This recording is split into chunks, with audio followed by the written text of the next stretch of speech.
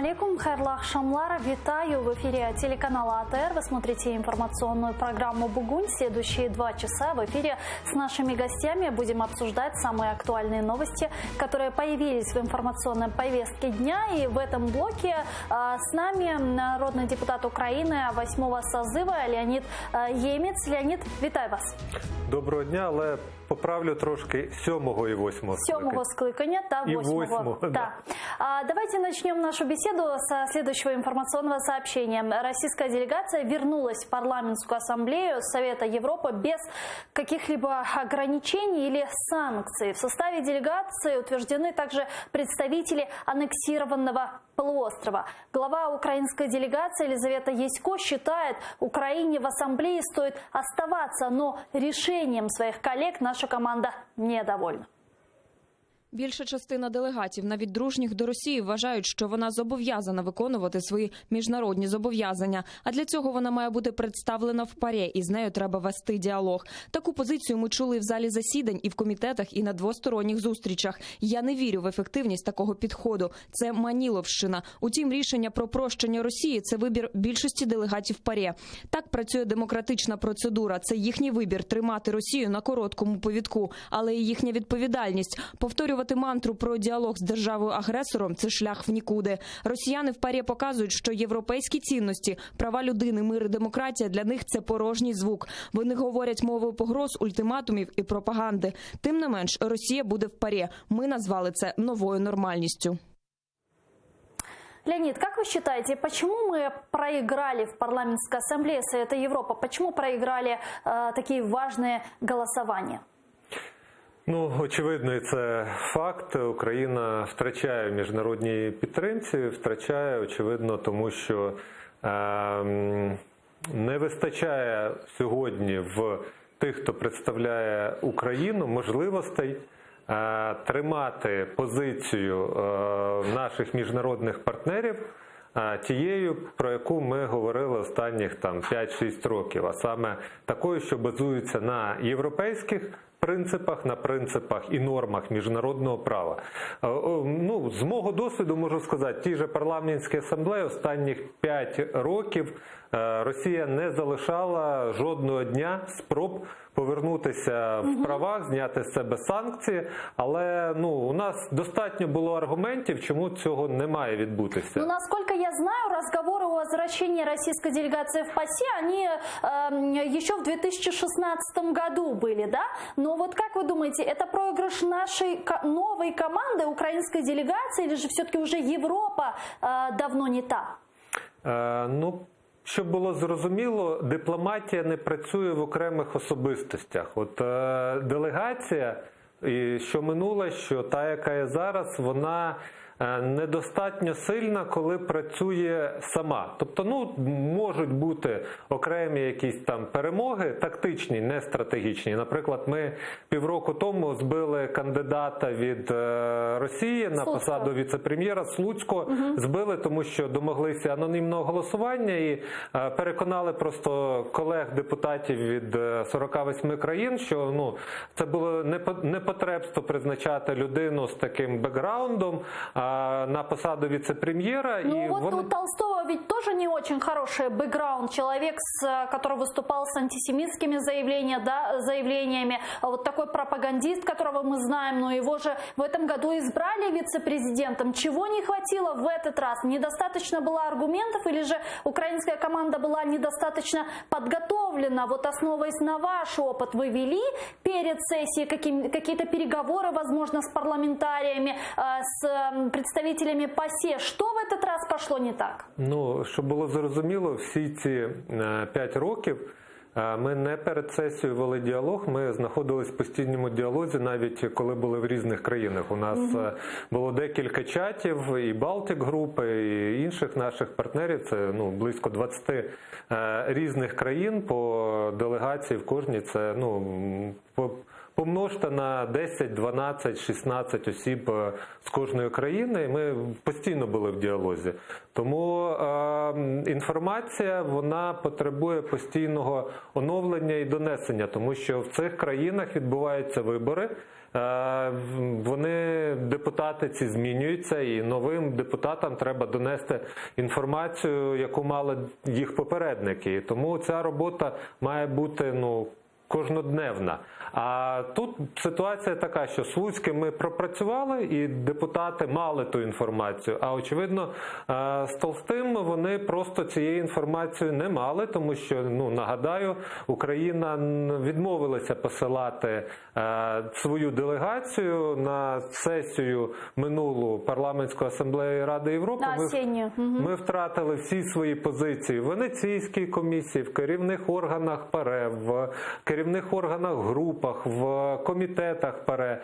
І ми втратили можливість, як Україна, донести до делегатів інших країн інформацію в той час, як Росія, яка вже була на той момент в складі ПАРЕ, вона якраз свою фейкову інформацію розповсюджувала, не зустрічаючи жодного супротиву, оскільки просто не було. Інформації і докази є, а тих, хто міг би цю інформацію донести до делегатів інших країн, просто не було в Раді Європи на той момент. Очевидно, результат такий, що навіть в закритому голосуванні, в таємному, де ніхто у депутатів над головою з керівників їхніх делегацій або з їхніх міністерств не стояв, а вони голосували анонімно, але все рівно вони більшістю вирішили, що антисеміт Толстов з абсолютно, антиморальною поведінкою в депутата всередині Російської Федерації і зовні, але став віце-прем'єром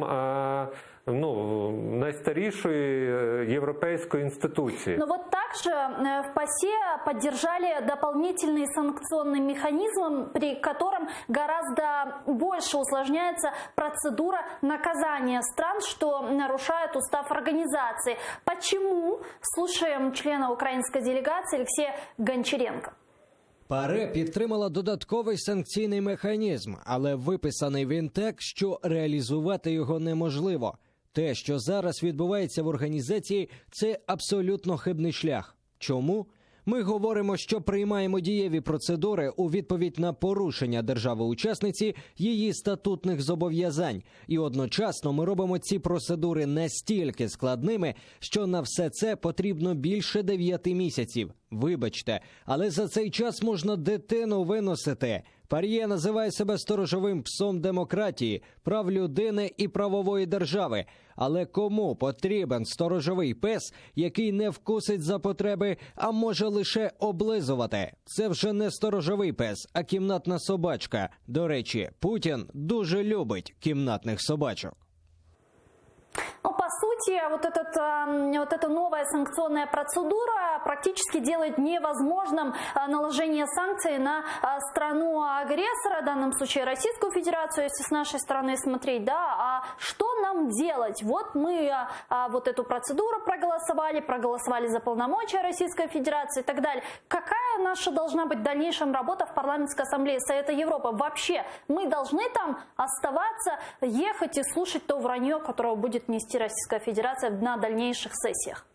Хороше питання. От знову ж таки повернусь до того, як нам вдавалося 5 років тримати санкції на Росії. В той час, коли керівництво Ради Європи, генеральний секретар Ради Європи, президент ПАРЕ робили все для того, щоб з Росії ці санкції зняти. Буквально останніх 3-4 роки ми вимушені були міняти президента ПАРЕ, вступати в конфлікт з Генсеком, ругатись на рівні міністерств. Але що нам давало можливість не допустити Росію? Спілкування з звичайними депутатами 48 країн. От коли до них приходиш, спілкуєшся з ними, даєш їм докази листами e-mail або на персональних зустрічах, на комітетах або на сесії, вони, як люди нормальні, з мораллю, з принципами, з повагою до міжнародного права, вони не могли закривати очі на ці докази і російської агресії, порушення прав людини тощо. А як Росії вдалося все-таки санкції з себе зняти? Вони зайшли не через ПАРЕ, вони зайшли через інший орган Ради Європи – Комітет міністрів. І Комітет міністрів, де депутатів нашої делегації вже не було, там був представлені лише 48 міністрів країн-учасників, прийняло рішення рекомендувати парламентській асамблеї переглянути питання санкцій. А коли за їхнім статутом Комітет міністрів рекомендує парламентській асамблеї щось зробити, парламентська асамблея має це питання розглянути і зробити. Так от, що вони зробили? Вони прибрали можливість парламентській асамблеї, тобто депутатам, самостійно накладати санкції. Тепер санкції накладаються спільним рішенням ПАРЕ, Комітету міністрів, Генерального секретаря. Да. Тобто, перефразовуючи те, що сказав Гончаренко і ви, це не те, що ускладнює процедуру, це робить неможливою. З точки зору застосування санкцій до Росії, я вам абсолютно відповідально зараз заявляю, жодних санкцій на Росію накладено відтепер не буде. Парламентська асамблея відмовилась від тих принципів поваги людської гідності, прав людини, прав держав, принципів, за яких маленька країна має такі ж самі права, що велика країна з ядерною зброєю, з сировиною і з армією.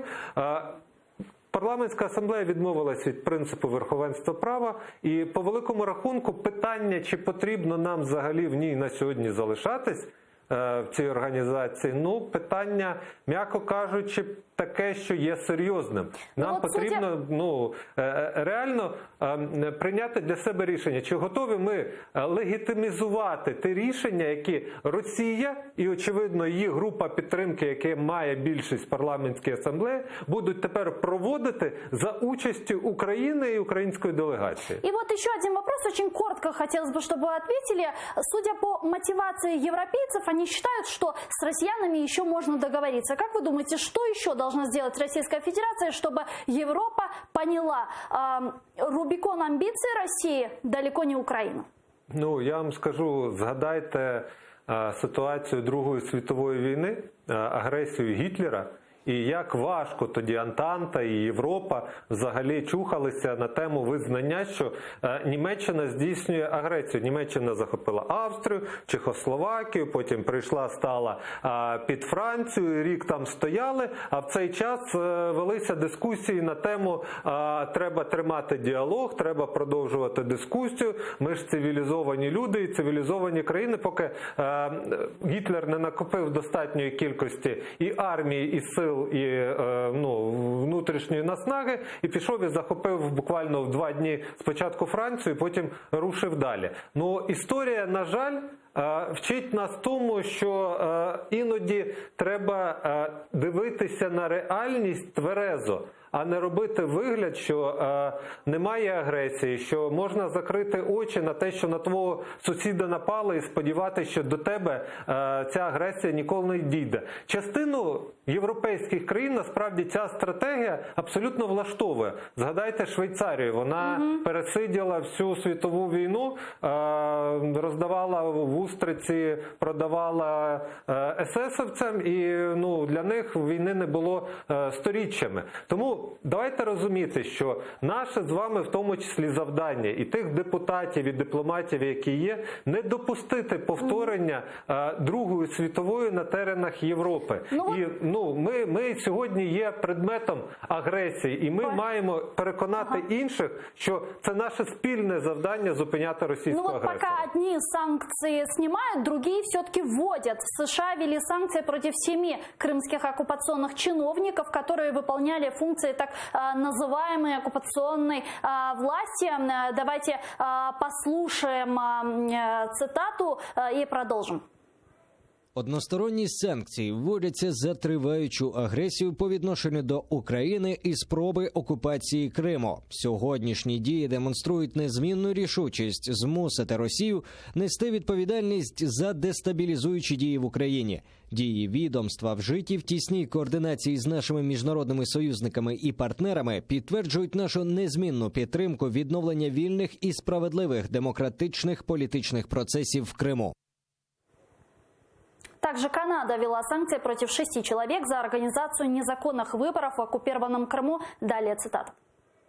Санкції демонструють, що Канада та її союзники спільно засуджують незаконну анексію Росією Криму та нелегітимні вибори, проведені там минулої осені, а також те, що Канада і світова спільнота готові збільшувати ціну ігнорування міжнародного права та заснованого на правилах міжнародного порядку. Журналист Игорь Яковенко из Российской Федерации с нами сейчас на прямой связи. Игорь, здравствуйте. Здравствуйте. Здравствуйте. Вот такие вот санкции Соединенные Штаты Америки и Канада ввели против 7 человек, причастных к незаконным выборам на территории оккупированного Крыма, а также одной железнодорожной компании. Насколько, по-вашему, данные санкции эффективны будут? Ну, они, во-первых, морально обозначают некоторый предел, некоторый крымский тупик для людей, которые собираются сотрудничать с администрацией Крыма и поддерживать оккупацию Крыма. Это, безусловно, такой психологический барьер, который отделяет этих людей от цивилизованного мира. Я не думаю, что все эти люди будут, так сказать, вести какой-то бизнес за рубежом, но, тем не менее, психологически это действует. Ну, что касается вот этой вот железнодорожной компании, которая сама высказала инициативу организовывать перевозки в Крым, то я думаю, что жесткая блокада этой компании скажется на ее капитализации. Это хороший урок для многих предпринимателей в России. Нельзя сотрудничать. То есть токсичность оккупированного Крыма, она демонстрируется достаточно последовательно. В этом смысле Минфин США и Канада действуют достаточно последовательно, в отличие от парламентариев парламентской ассамблеи Совета Европы. Угу. На протяжении 6 лет мы видим различные санкции, которые вводятся и со стороны США, и со стороны Европейского Союза по отношению к Российской Федерации. Вот последствия этих санкций вы лично на себе ощущаете? Если да, то какие? Ну, понимаете, в целом вообще снижение жизненного уровня россиян, оно ощущается. Угу. Оно ощущается и повышение цен. Оно ощущается, безусловно, и снижение уровня жизни общего. Это, безусловно, происходит. Но я думаю, что надеяться на то, что вот это медленное удушение российской экономики приведет к ее краху, было бы опрометчиво.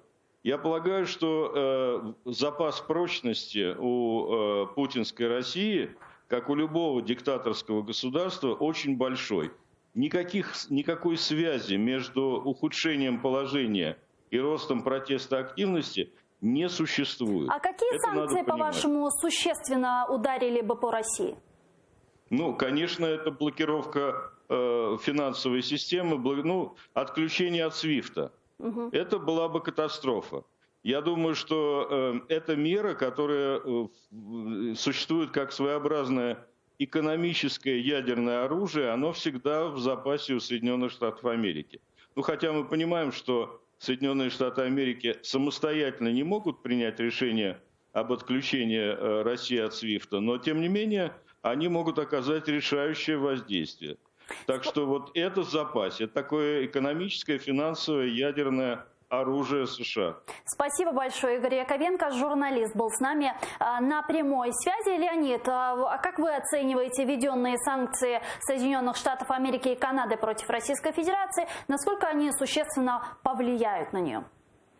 Ну, дійсно, я згоден, що це, скажімо так, більш презентативні речі, а я вам розкажу про те, як працюють санкції в тих же Сполучених Штатах проти росіян, звичайних, про яких не роблять заяв, не публікують їх прізвища. От я десь на Фейсбуці читав таку слізливу історію одного з росіян, який збирався полетіти в Америку, мав там якусь подорож Діснейлендом, з сім'єю, з дружиною, подав документи на візу, відповідно, а він прийшов і питають, а ви вказали там перелік іноземних країн, в яких ви були, а ви переконані, що ви весь перелік казали? Той каже, да, я точно пам'ятаю, в яких іноземних країнах я був. Йому в візовому центрі кажуть, показують фоточку з Сімферополя, з Криму, ЮБК, де він там на пляжі, каже, а це ви де?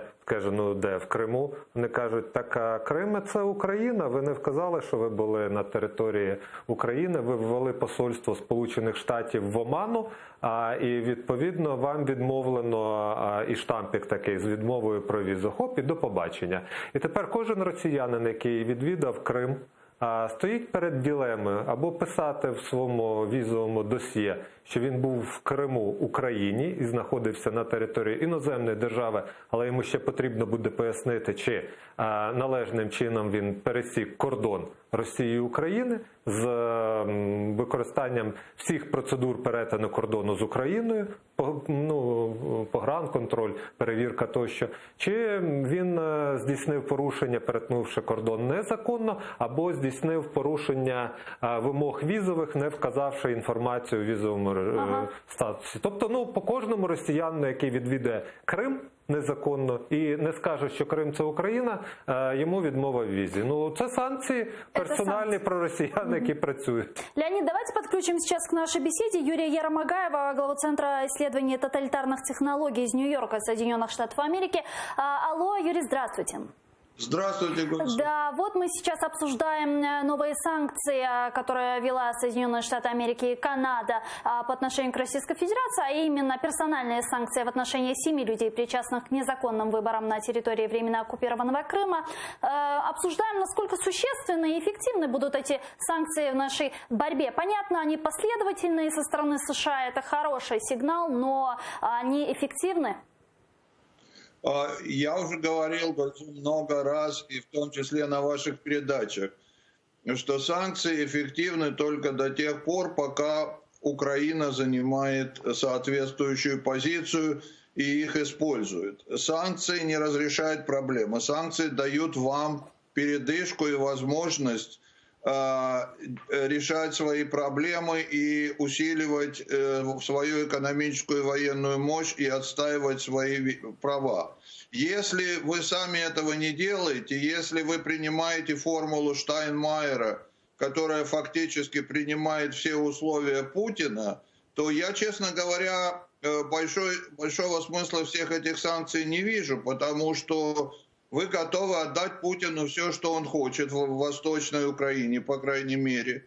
И на этом все кончается. Постепенно санкции начнут снимать после того, как все это будет разрешено.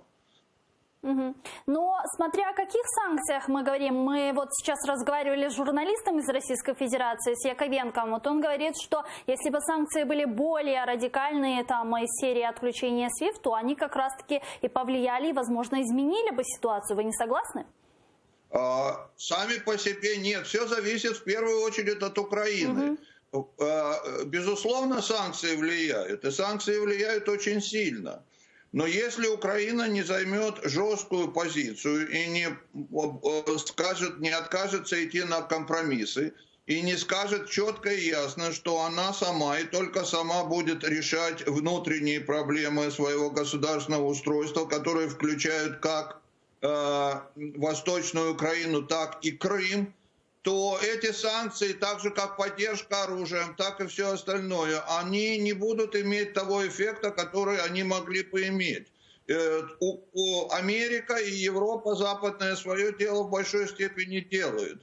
Я считаю, что сейчас главный вопрос самой Украины, чтобы она отказалась от всех компромиссов по поводу Восточной Украины, которые влияют также на ее позицию по вопросе Крыма. Потому что если Путин видит, что Украина готова принять все его условия по поводу Восточной Украины, он фактически видит, что Украина не будет отстаивать жестко своих позиций, и это распространяется на все вопросы, в том числе и вопросы Крыма. А как вы оцениваете американскую поддержку в нынешней сейчас ситуации по отношению к нашей стране, учитывая, что, насколько я знаю, сейчас идут слушания по процедуре импичмента Трампа? Как там сейчас на нас смотрят?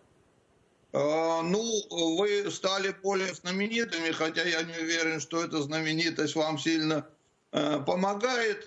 Но, в общем, позиция в отношении Украины не меняется. Как я уже говорил, во-первых, это не только позиция Трампа, это позиция Конгресса и Сената, которая почти единогласная в пользу поддержки Украины.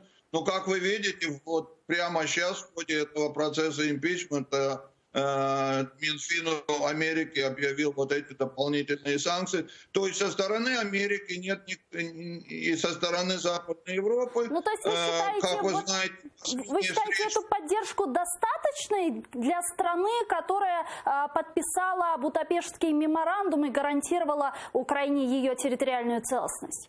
Я считаю, что можно сделать со стороны Запада больше. Но Запад за вас не может решить все ваши проблемы. Запад может вас поддерживать и вам помогать, но решать за вас все эти проблемы он не будет.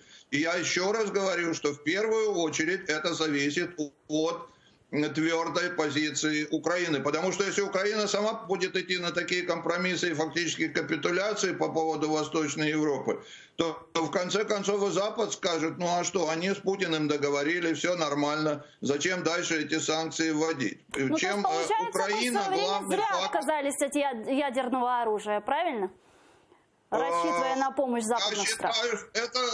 Я не уверен, что вы зря от него отказались. Я не уверен, что даже имея ядерное оружие, вы точно так же не сдали бы Крым, как вы его сдали. Понимаете? И в конце концов вопрос не в ядерном оружии, вопрос в твердости позиции Украины. Когда Путин вел зеленых человечков в тот же Крым, если бы Украина более твердо и жестко обратилась к Америке и Англии с требованием ей помочь, то шанс был бы гораздо больше, что американцы и англичане ввели бы туда свои войска. Более того, Путин бы оттуда бы сразу ушел. Он вел специально зеленых человечков на тот случай, если Америка и Англия покажут хоть какое-то сопротивление, чтобы сказать, там российских войск вообще не было. И даже если часть этих зеленых человечков постреляют, как это было в Сирии с русскими, Путин бы сказал, да нет, нас там не было, ничего подобного, и просто оттуда бы ушел. А как тогда должна была действовать Украина? Вот что мы должны были тогда в тот момент делать? Как-то на законодательном уровне должны были что-то принимать или что? В тот момент вы должны были, во-первых, оказать сопротивление какое-то на месте, а не сразу поднять руки и не сразу сказать, мы не можем сопротивляться, у вас были там какие-то войска. Во-вторых, и главное, обратиться публично и громко, так, чтобы это услышал весь мир, к Америке и Англии, сказать, мы отказались от ядерного оружия, мы подписали Будапештское соглашение, какие-то неизвестные люди вторглись на нашу территорию, вы обещали нам помочь защищать цельность нашей страны, пожалуйста, немедленно помогите. Этого сделал... Обама не хотел этого, я, безусловно, не хотел. Но если бы Украина очень громко и жестко в этот момент этого бы потребовала, Обаме было бы гораздо труднее ничего не сделать по этому поводу. Но сама Украина, опять же, этого тоже не сделала в тот момент. Спасибо большое. Юрий Ярмагаев, глава Центра исследования тоталитарных технологий из Нью-Йорка, Соединенных Штатов Америки, был с нами на прямой связи. Благодарим. Леонид, вот прокомментируйте, пожалуйста, вот ваше видение вот с того, что сказал Юрий Ярмагаев. Действительно ли ошибка была в большей степени в нас, и сейчас мы должны более твердо стоять на своих позициях? Є такий анекдот. Миші прибігають до мудрої сови, кажуть, сова, нас всі постійно лякають, намагаються з'їсти. Скажи, що нам зробити, як стати сильними? Та каже, ну перетворіться на їжаків, в них голки, їх ніхто їсти не буде. Кажуть, сова, ти така мудра, спасибо тобі. Все, біжуть такі, все, зараз станемо їжаками, нас ніхто трогати не буде. Потім один каже, секундочку, а як ми станемо їжаками? Опа, вертаємося назад до сови, кажуть, сова, а як нам їжаками стати? Та каже, ви знаєте, я стратег. Я не тактик. От дуже добре робити таку відсторонену аналітику, хоча реальність трошки інша. Були накази на збройний опір, і виконуючи обов'язки президента Турчинов повідомляв, що він віддавав навіть письмовий наказ з цього приводу, але ці накази не були виконані, тому що десятиліттями російська ФСБ, спецслужби займалися тим, щоб у них в Криму були лише люди, з якими вони мають безпосередні контакти, які в випадку цієї ситуації, яка очевидно готувалася Росією не перший рік, вони не будуть чинити супротив. Щодо звернення до міжнародної спільноти з приводу Будапештського меморандуму, вони були. І на ці заяви ми отримали відповідь і від Сполучених Штатів, і від Росії, що меморандум вони трактують трошки інакше, ніж тоді, коли його підписали. Він не є обов'язковим до виконання і, відповідно, ніякої збройної допомоги Україна не отримає на той момент. Україна зверталась і кричала по всіх, куди могла звернутися, але нагадаю, що Грузія, яка перед цим отримала російську агресію у вигляді літаків над столицею, не отримала теж жодної допомоги від країн, які обіцяли їй допомагати і захищати. Тому для України є бути впевненими в тому, що ми отримаємо допомогу союзників військового, це лише стати членом Альянсу НАТО або сподіватись на власні сили. Европейский Союз обеспокоен фактами милитаризации Крыма. Такое заявление зачитали на форуме ОБСЕ. Давайте послушаем фрагмент и продолжим. Ми продовжуємо висловлювати глибоку занепокоєність з приводу триваючої широкомасштабної мілітаризації Кримського півострова Росією, що впливає на безпекову ситуацію в Чорноморському регіоні та за його межами. Дмитрий Снегирев, глава громадской инициативы «Право-справа», с нами сейчас на прямой связи. Дмитрий, здравствуйте. Добрый вечер. Очень коротко хотелось бы услышать ваш комментарий. Вот такое заявление от ОБСЕ сейчас услышали. Окей, обеспокоены, мы это уже слышим лет 6. Но почему бы ОБСЕ не отправить тогда в Крым мониторинговую миссию? Что им мешает? Ви знаєте, ОБСЄ і, власне, Україна, НАТО фактично зв'язані руки. І зв'язані руки, як це не парадоксально, сама Україна. Йдеться про те, що, власне, згідно міждержавного договору між Україною і Російською Федерацією, акваторія Азовського моря є виключно внутрішнім морем двох держав. Відповідно, присутність іноземних суден і третіх держав, тим більше військових, за згодою однієї зі сторін. Власне, країни Заходу і країни НАТО в першу чергу можуть висловлювати тільки глибоку занепокоєність і стурбованість, але не конкретні кроки у вигляді військової присутності в акваторії Азовського моря задля забезпечення судноплавства, в першу чергу цивільних суден. І друге, погодьтеся, в той час, коли навіть російська війна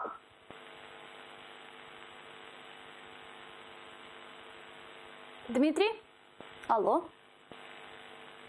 Сорвался, к сожалению. Дмитрий Снегирев был с нами на прямой связи по телефону, глава громадской инициативы «Право-справа».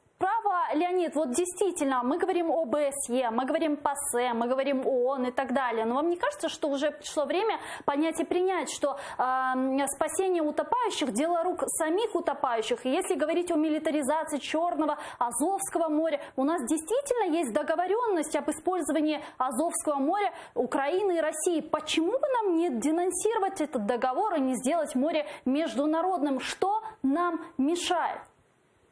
Очевидно, небажання цього робити тими, хто можуть прийняти це рішення. На сьогодні це у нас монобільшість, яка може це питання вирішити в будь-який момент. Но этот вопрос и раньше могли решить. Раніше ми піднімали це питання, постійно знаходився хтось із коаліції, який починав розповідати, тикати пальцем сусіда і казати, я то за, але от сусіди ні, а тому не будемо виносити це питання на обговорення, бо некрасиво буде виглядати, якщо ми таке важливе питання провалимо потім на голосування, тому поки не будемо мати абсолютну впевненість, що у нас є необхідні голоси, ми його ставити не будемо. А коли ми наполягали, що голоси з'являться тоді, коли питання винесемо на голосування і буде чітко зрозуміло, хто за Украину, а кто проти, то цю нашу аргументацию Вы думаете, даже не набрались бы даже голоса после военной агрессии России против наших моряков? Я абсолютно переконаний, що голоси б знайшлися. Навряд чи депутати б ризикнули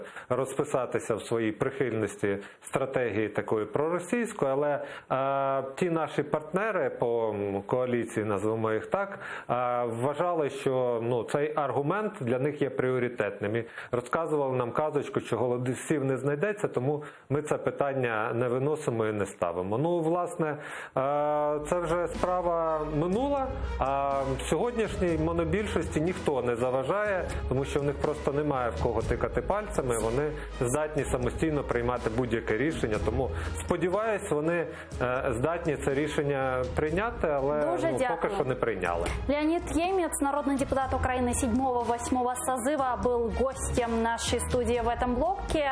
Эфир телеканала АТР через 5 минут продолжает новости. Смотрите, не переключайтесь. Кошкинч.